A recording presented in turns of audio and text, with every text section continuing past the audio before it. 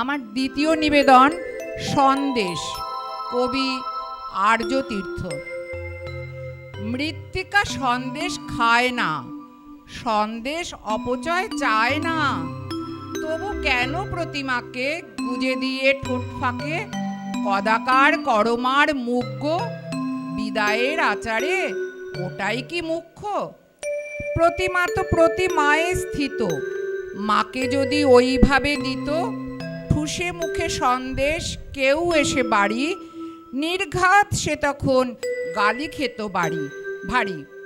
নোংরা যে করছো আনন, দেবী বুঝি ততটা মানন? প্রতিমা পারে না পেতে স্বাদ, তবু নয় মিঠাইরা বাদ। প্রতিযোগিতায় তাল ঠুকে গুজে দাও জোরে নাকে মুখে। ভাসানে আতকে লোকে দেখে সংহেন সন্দেশ মেখে, মাটির প্রতিমাটির মারূপ স্বরূপে নেই আর। যাওয়ার আগেই এ কি হীন ব্যবহার! এতদিন ধরে যাকে যত্নে লালন, এভাবে নোংরা করে দেবে বিসর্জন? খাওয়াতে চাইলে মাকে দাও না, আশেপাশে দেখতে কি পাও না?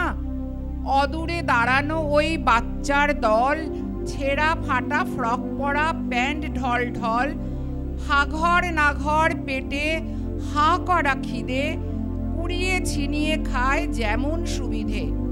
ত্রিনয়ন না থাকুক ওই মুখে মা, এত কিছু জানো আর এটা জানো না? মৃত্তিকা সন্দেশ খায় না, সন্দেশ অপচয় চায় না, যারা খায় তারা সেটা পায় না। এ হিসেব মেলানোটা তোমারও কি দায় না? এ হিসেব মেলানোটা তোমারও কি দায় না? নমস্কার।